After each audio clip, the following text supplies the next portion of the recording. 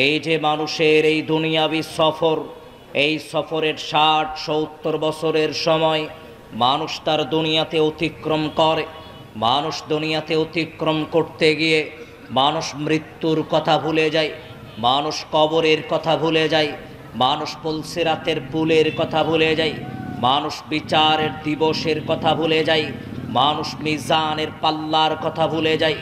দুনিয়াবি জীবন পরিচালনা করতে গিয়ে শয়তানি প্ররোচনায় মানুষ আল্লাহ রাস্তা থেকে নিজেকে গাফেল করে, মানুষ আল্লাহ রাস্তা থেকে নিজেকে বিরত রাখে, মানুষ শয়তানি প্ররোচনায় দুনিয়াতে তার জীবন পরিচালনার চেষ্টা করে।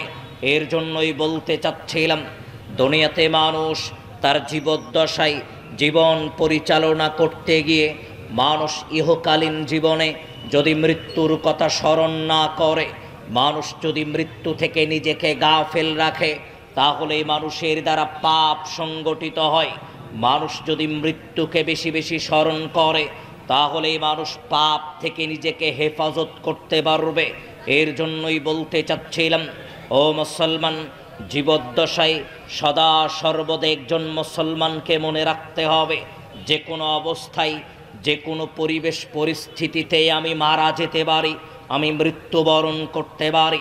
অঢেল সম্পদের মালিক আমি, দুনিয়াতে লক্ষ লক্ষ টাকার অধিকারী আমি, অজস্র অগণিত সম্পদের মালিক আমি। তার মানে আমি চিরস্থায়ী জীবন নিয়ে দুনিয়াতে আসিনি। অনেক বড় নেতা নেত্রী আমি, তার মানে চিরস্থায়ী জীবন নিয়ে দুনিয়াতে আসিনি। এই দুনিয়া ছেড়ে একদিন আপনাকে আমাকে চলে যেতে হবে। আপনি যত বড় ধন সম্পদওয়ালা মানুষ হন না কেন, আপনার নিকটে মালাকুল মউত আসবে।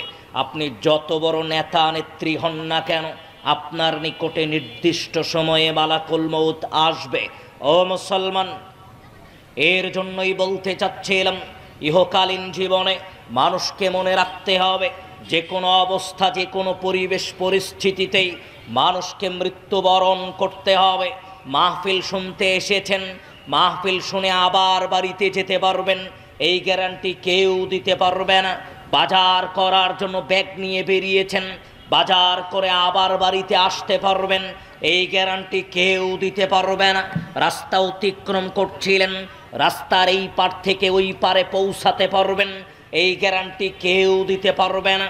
পা উঠিয়েছেন, আপনি পাটা আবার জমিনে ফেলতে পারবেন, এই গ্যারান্টি কেউ দিতে পারবে না। গাড়িতে উঠেছেন, গাড়ি আপনাকে আপনার বাড়ি পর্যন্ত নিয়ে যাবে, এই গ্যারান্টি কেউ দিতে পারবে না। ভাতখানা মেখেছেন, ভাত মুখে দিবেন, এই ভাতটুকু মুখে দিতে পারবেন, এই গ্যারান্টি কেউ দিতে পারে না।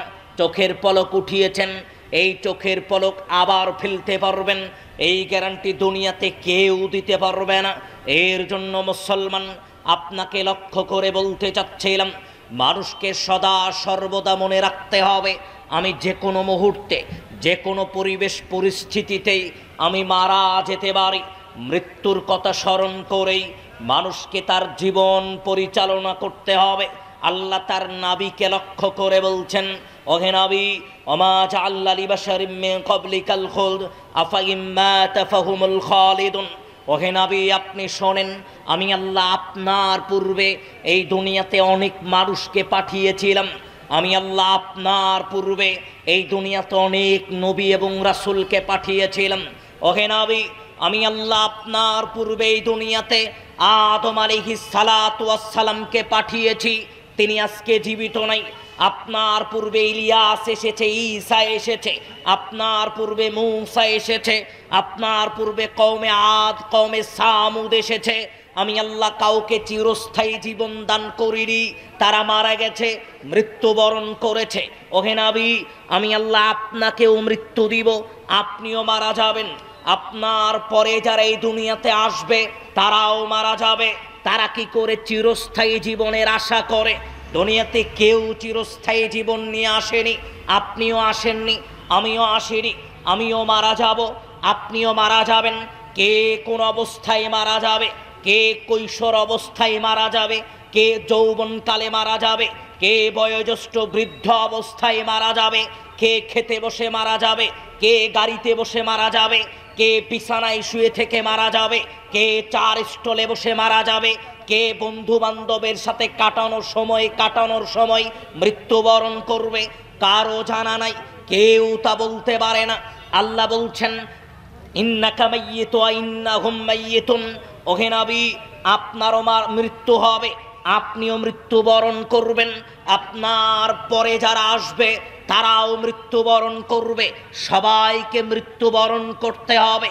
আল্লাহ বলছেন আইনামা তাকুনু ইদরিকুমুল মাউত ওয়ালাউ কুনতুম ফি বুরুজিম মুশাইয়াদা, ও পৃথিবীর মানুষ শোনো, যত সুউচ্চ সুদৃঢ় প্রাসাদের মধ্যেই তুমি লুকায়িত থাকো না কেন, যে কোনো অবস্থায় যতই সুউচ্চ সুদৃঢ় প্রাসাদ, তুমি জটিল ও কঠিন মজবুত প্রাসাদের মধ্যে লুকিয়ে আছো, তুমি জটিল ও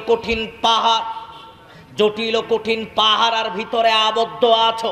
ও মুসলমান মনে রাখবা, আল্লাহ বলছেন যতই সুউচ্চ প্রাসাদ হোক না কেন, সুদৃঢ় প্রাসাদ হোক না কেন, আমি আল্লাহ মৃত্যুর সময় যখন নির্ধারণ করে রেখেছি, এক চুল এই দিক সেই দিক হবে না। ও মুসলমান, দুনিয়ার কোনো শক্তি আপনাকে মৃত্যু থেকে ঠেকাতে পারবে না, দুনিয়ার কোনো শক্তি আপনাকে মৃত্যু থেকে এক সেকেন্ড এই দিক সেই দিক করতে পারবে না।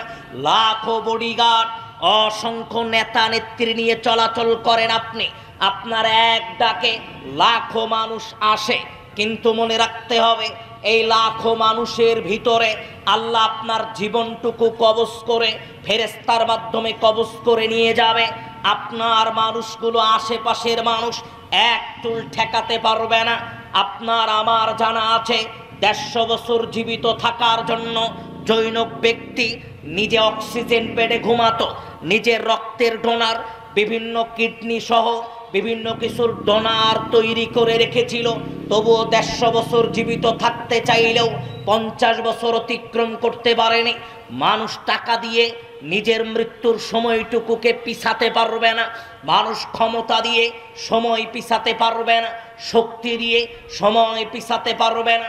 ও মুসলমান, আজকে যদিও মৃত্যু থেকে গাফেল, আমি সালাত আদায় করি না, আমি সালাতের নিকটবর্তী হতে চাচ্ছি না, সালাতে মসজিদমুখী হই না, কিন্তু মনে রাখবেন আল্লাহ যেই কথা বলছেন হাত্তা ইদা জাহাদাহুমুল মাউত, ও পৃথিবীর মানুষ, মানুষের নিকটে যখন মালাকুল মউত চলে আসবে, মৃত্যু যখন মানুষের নিকটে চলে আসবে, আপনার আমার নিকটে যখন মৃত্যু চলে আসবে, আমরা যখন দেখতে পাবো, মালাকুল মউতকে দেখতে পাবো, মৃত্যু যখন আমাদের সন্নিকটে, তখন যারা দুনিয়াতে সালাত আদায় করতো না, যারা আল্লাহর আদেশকে উপেক্ষা করে চলেছে, যারা দুনিয়াতে পাপ কাজ করেছে, এই সমস্ত মানুষ আল্লাহকে লক্ষ্য করে ফরিয়াদ করবে, ক্বালা রাব্বি রজি'নি, ওগো মালিক, ওগো আল্লাহ, আজকে তো মৃত্যু আমার সন্নিকটে চলে আসলো, ওগো মালিক, আজকে তো বুঝতে পারছি আমার মৃত্যু হবে,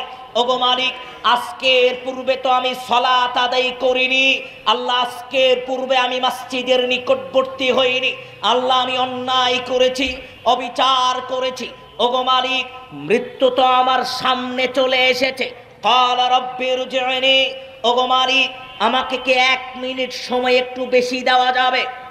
আল্লাহ, আমাকে কি একটু সময় দেওয়া যাবে?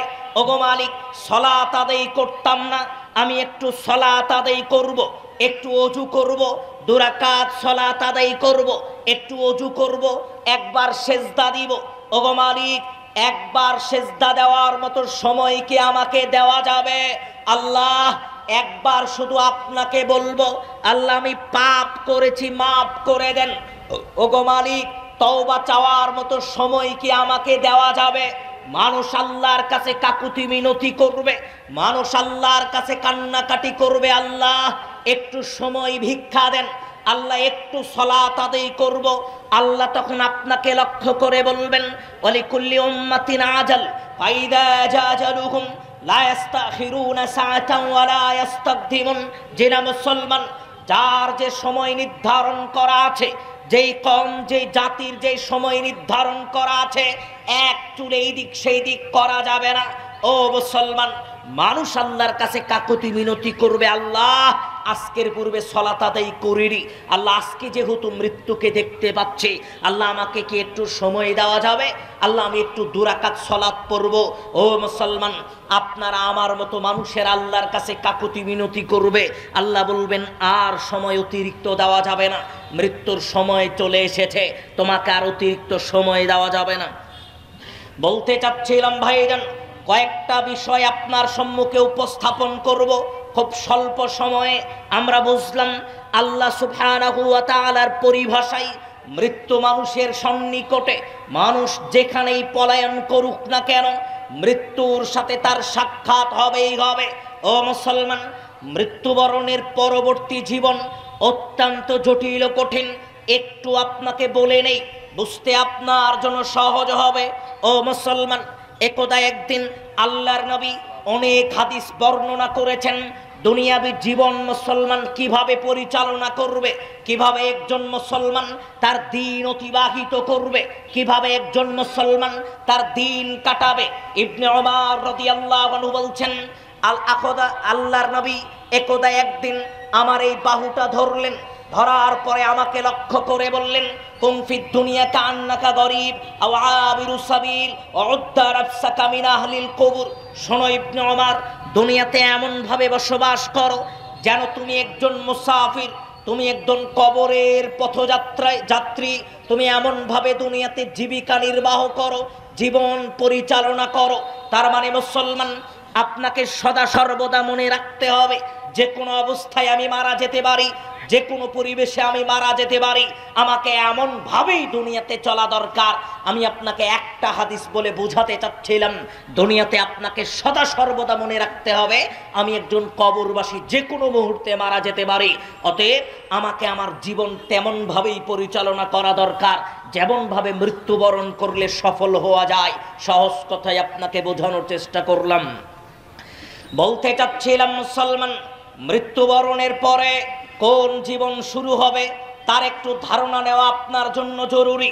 আনাস রাদিয়াল্লাহু আনহু قال, আনাস রাদিয়াল্লাহু আনহু বলছেন, আল্লাহর নবী বলছেন, ইন্নাল আবদা ইযা বুদিআ ফি কবরিহি, যখনই কোনো মানুষ মৃত্যুবরণ করলো, আমি মৃত্যুবরণ করলাম, এখানেই মারা গেলাম, আমার আহাল পরিবার আমার এই জুব্বাটা খুলে নিবে, নিয়ে কোনো ফকির মিসকিনকে দিয়ে দিবে, আমাকে বড়ই পাতার গরম পানি দিয়ে ধৌত করবে, আমাকে কবরস্থ করার জন্য বাজার থেকে সাদা কাপড় কিনে আনবে, আমাকে মোড়ানো হবে, জানাজা শেষে আমাকে দাফন করার জন্য কবর পর্যন্ত নিয়ে যাওয়া হবে। আল্লাহর নবী বললেন, মানুষকে কবরস্থ করার জন্য যখন নিয়ে যাওয়া হয়, যখন তাকে কবরস্থ করা হয়, লা ইসমাউ কুরআনি আলিহিম, কবরস্থ করার পরে আমি কবরে শুয়ে থেকে আমার আত্মীয় স্বজনের জুতা স্যান্ডেলের আওয়াজ শুনতে পাবো। আমি শুনতে পাবো আমার আত্মীয় স্বজন আমাকে ছেড়ে চলে যাচ্ছে। আমি বুঝতে পারবো আমার আত্মীয় স্বজন আমাকে কবরে একা রেখে চলে যাচ্ছে। ও মুসলমান, অবস্থা অত্যন্ত জটিল। আল্লাহর নবী বললেন, আতাহু মালাকানে, দুইজন ফেরেশতা আসবে, ফায়াকুদানিহি, আমাকে উঠে বসাবে, 3টা প্রশ্ন জিজ্ঞেস করবে যা আমাদের সবার জানা। 3টা প্রশ্নের উত্তর যদি দিতে পারি তাহলে সফলতা, আর যদি উত্তর দিতে না পারি অবস্থা অত্যন্ত জটিল ও কঠিন। কবরের জীবন অবস্থা বড় করুন।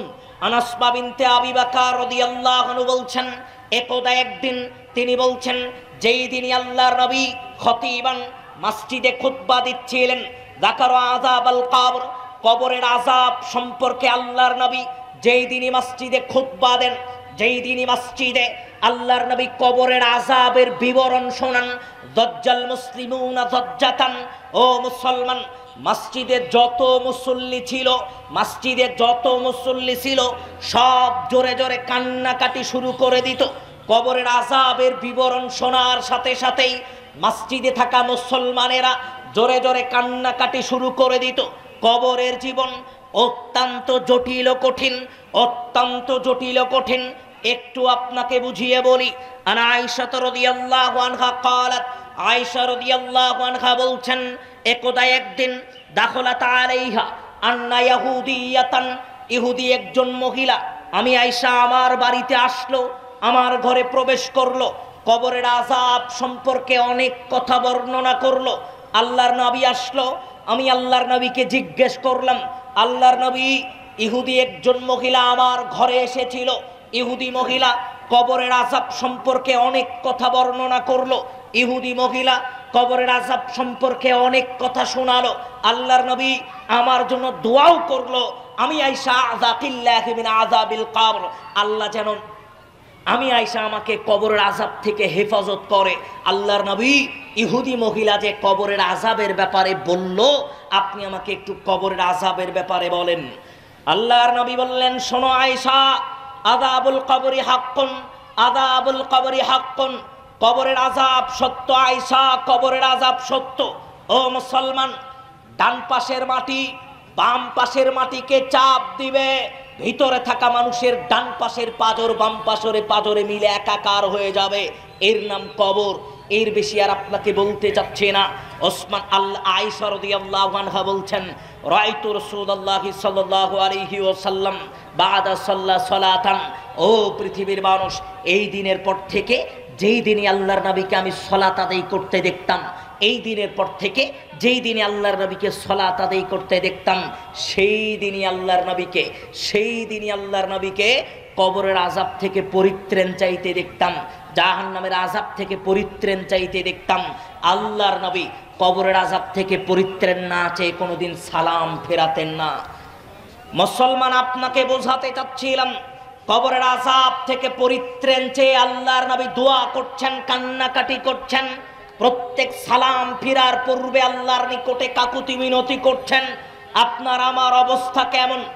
আজ 10 বছর হলে সালাত আদায় করি, জাহান্নামের ভয়ে, কবরের আযাবের ভয়ে এক ফোঁটা চোখের পানি চোখ দিয়ে ফেলতে পারেনি। অজুর চোখ দিয়ে তো পানি বের হয় না। ও মুসলমান, একটা ঘটনা আপনাকে একটু বলে নেই, তারপরে আপনাকে বোঝাচ্ছি। মুসলমান, একদা একদিন ওসমান রাদিয়াল্লাহু আনহু ওয়াকাফা আলা কবরিন, কবরের পারে দাঁড়িয়ে ওসমান রাদিয়াল্লাহু আনহু কান্নাকাটি করছেন। কেন কান্নাকাটি করছেন? এমন ভাবে কান্নাকাটি করছেন, কবরের পারে দাঁড়িয়ে হাত্তা ইয়াবুল্লা লিহিয়াতাহু, কান্নার কারণে চোখের পানি দিয়ে তার দাড়িগুলো ভিজে গেছে। ওসমান রাদিয়াল্লাহু আনহু কান্নাকাটি করছিলেন কবরকে সামনে রেখে। অন্য একজন সাহাবী আসলেন, এসে বললেন, কি ব্যাপার? তাদকুরুল জান্নাতা ওয়ান নার, জান্নাতের আলোচনা আপনার সম্মুখে করা হয়, আপনাকে তো কোনোদিন এত কান্নাকাটি করতে দেখিনি। জাহান্নামের আলোচনা করা হয়, আপনাকে তো কোনোদিন এত কান্নাকাটি করতে দেখিনি। অতাবকি মিন হাদা, কিন্তু যখনই আপনি কবরের পাশে দাঁড়ান তখনই আপনি এত কান্নাকাটি করেন। ওসমান, জাহান্নামের আলোচনা শুনলে আপনি এত কাঁদেন না, জান্নাতের আলোচনা শুনলে আপনি এত কাঁদেন না, কিন্তু যখনই আপনি কবরের আযাব, কবরের সামনে দাঁড়ান তখন আপনি এত কান্নাকাটি করেন, তার কারণটা একটু জানতে চাই। ও মুসলমান, এখানে একটু কথা বলবেন, আপনারা কথা বললে তো আমার বক্তব্য দিতে সমস্যা হবে। অন্তত 15 মিনিট একটু ধৈর্য ধরেন, 9:30 পর্যন্ত সময়, এর মধ্যে আমি কথা বলবেন না অন্তত। বলছিলাম, এই হাদিসটুকু আপনাকে গুরুত্ব দিতে হবে। আবারও আপনাকে বলি, হাদিসটুকু আবারও আপনাকে মনোযোগের সহিত শুনতে হবে। ওসমান রাদিয়াল্লাহু আনহু কবরের পারে দাঁড়িয়ে কান্নাকাটি করছেন, হাত্তা ইয়াবুল্লা লিহিয়াতাহু, কান্নার কারণে দাড়িগুলো চোখের পানি দিয়ে ভিজে গেছে। সাহাবী এসে বলছেন, কি ব্যাপার? তাদকুরুল জান্নাতা ওয়ান নার, জান্নাতের আলোচনা শুনলেও এত কাঁদেন না, জাহান্নামের আলোচনা শুনলেও এত কাঁদেন না, কিন্তু যখনই আপনি কবরের পাশে দাঁড়ান তখন এত কান্নাকাটি করেন কেন? এত চোখের পানি ফেলেন কেন? ওসমান রাদিয়াল্লাহু আনহু বলছেন, তাহলে শোনো তুমি। قال رسول الله صلى الله عليه وسلم, রাসূল সাল্লাল্লাহু আলাইহি ওয়াসাল্লাম বলছেন, ইন্নাল কবর আউয়ালু মানজিল মিন মানাজিলিল আখির, মানুষ মৃত্যুবরণের পরে যত জটিল কঠিন স্থান আসবে, মানুষ মরার পরে যত জটিল কঠিন স্থান আসবে, এর ভিতরে কবর হবে প্রথম। কবর হবে প্রথম। মানুষ যদি কবরে মুক্ত হতে পারে, 3টা প্রশ্নের জবাব যদি মানুষ দিতে পারে, আইসারু মিনহু, প্রত্যেকটা স্তর তার জন্য সহজ হয়ে যাবে। কিন্তু মানুষ যদি 3টা প্রশ্নের জবাব দিতে না পারে, আসাদ্দু মিনহু, কবর তার জন্য জটিল ও কঠিন হয়ে যাবে। আমি ওসমান এই কথা মনে করে কান্নাকাটি করি, আমি ওসমান এই কথা মনে করে কান্নাকাটি করি, আমি ওসমান এই কথা মনে করে কান্নাকাটি করি, আমি ওসমান আমি কি কবরে মুক্ত হতে পারবো, আমি ওসমান আমি কি কবরের 3টা প্রশ্নের জবাব দিতে পারবো। 1 মিনিট, কে ওসমান? আপনাকে একটু বুঝতে হবে। আয়েশা রাদিয়াল্লাহু আনহা বলছেন, একদা একদিন আল্লাহর নবী বিছানায় শুয়ে আছেন, আল্লাহর নবী বিছানায় শুয়ে আছেন, হঠাৎ আবু বকর দরজায় কড়া নাড়ল। আল্লাহর নবী অনুমতি দিলেন, আবু বকর রাদিয়াল্লাহু আনহু ভিতরে প্রবেশ করলেন। আল্লাহর নবী শুয়েছিলেন, শুয়ে থেকেই কথা বললেন। আবু বকর রাদিয়াল্লাহু আনহু উঠে চলে গেলেন। এরপরে ওমর আসলো, ওমর রাদিয়াল্লাহু আনহু দরজায় কড়া নাড়ল। আল্লাহর নবী শুয়েছিলেন, ওমরের সাথে, ওমর রাদিয়াল্লাহু আনহুর সাথে শুয়ে থেকেই কথা বললেন, উঠলেন না, তাকে বিদায় দিলেন, তিনি উঠে চলে গেল।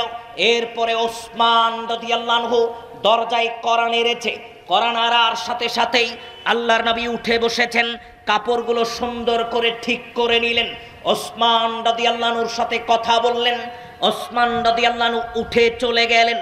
এবার আয়েশা রাদিয়াল্লাহু আনহা বলছেন, আল্লাহর নবী আপনার নিকটে আবু বকর আসলো।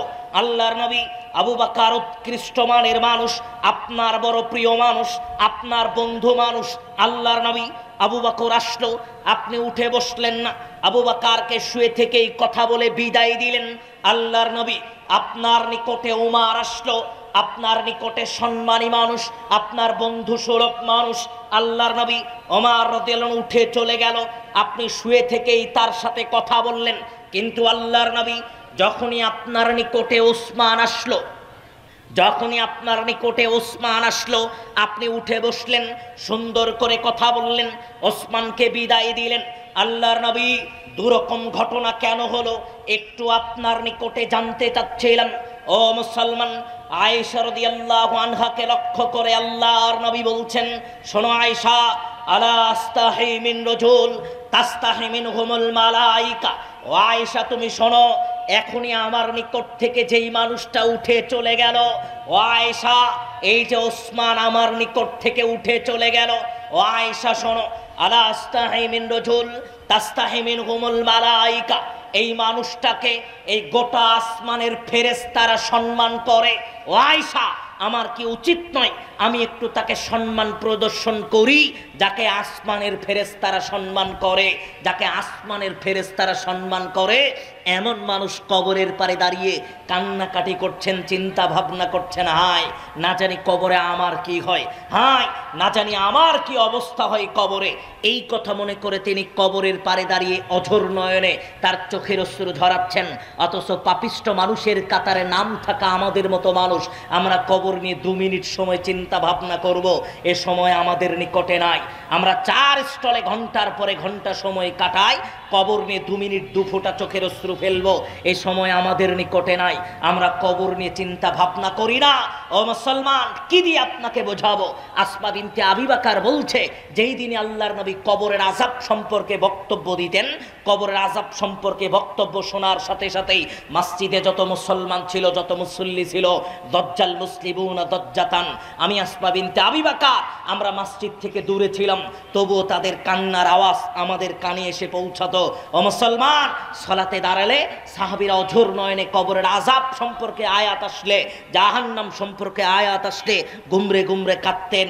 আর আমাদের অন্তর এত শক্ত হয়ে গেছে, আমাদের অন্তর এত শক্ত হয়ে গেছে, আমরা তার বিপরীত করার চেষ্টা করি। ভাইজান বলতে চাচ্ছিলাম, যেহেতু কয়েকটা বিষয়ে কথা বলবো, কবরের আযাব সম্পর্কে বিস্তারিত কথা আপনাকে বলতে চাচ্ছি না, শুধু আপনাকে বোঝানোর চেষ্টা করলাম কবর নিয়ে আপনাকে 2-1 মিনিট চিন্তা ভাবনা করতে হবে, কবর নিয়ে 2-1 মিনিট চোখের পানি আপনাকে ফেলতে হবে। ও মুসলমান, যেই ফেরেশতাটা থাকবে ওই ফেরেশতা হাতুড়ি দিয়ে আপনার শরীরে আঘাত করবে। মনে করেন 200 তলা কোনো বিল্ডিং, এই 200 তলা বিল্ডিংয়ে হাতুড়ি দিয়ে যদি আঘাত করা হয়, কোনটা রড, কোনটা সিমেন্ট, কোনটা বালুকণা, কোনো পার্থক্য করা যাবে না। তাহলে আপনাকে চিন্তা করা দরকার কোনটা ইটের কণা, কোনো পার্থক্য করা যাবে না। তাহলে এই হাতুড়ি দিয়ে যদি এই মানুষটাকে আঘাত করা হয়, এই মানুষের অবস্থা কেমন হতে পারে মানুষ দুনিয়াতে কল্পনা করতে পারেনি। ও মুসলমান, কবরের আযাব বড় জটিল, কবরের আযাব বড় কঠিন। মানুষ কবরের জীবন অতিক্রম করবে। মানুষ কবরের জীবন অতিক্রম করার পরে ওয়াম্মা মান খাফফাত মাওয়াজিনু, আল্লাহ স্পষ্ট ভাষায় কয়েকটা আয়াতে একই কথা বললেন। আমলের নামাই, যাদের আমল নামা ওজন করা হবে, মিজানের পাল্লাই আমল নামা ওজন করা হবে, যাদের নেকির পাল্লাটা হালকা হবে, পাপের পাল্লাটা ভারী হবে, আল্লাহ তাদেরকে জাহান্নামে নিক্ষেপ করবেন। পাপের পাল্লা যাদের ভারী, তাদেরকে আল্লাহ জাহান্নামে নিক্ষেপ করবেন। কয়েক মিনিট একটু আপনাকে শোনাবো, যেহেতু আমাকে বলা হয়েছে একটু শোনানোর জন্য। ও মুসলমান, আপনাকে জাহান্নামে নিক্ষেপ করা হবে। ওই মানুষ, আপনি পাপের পাল্লাটা আপনার ভারী ছিল। আজকের দুনিয়াতে মানুষ জাহান্নাম নিয়ে চিন্তা ভাবনা করে না, মানুষ জাহান্নাম নিয়ে ভীত সন্ত্রস্ত নয়, মানুষ জাহান্নামের বিষয়ে চিন্তিত নয়।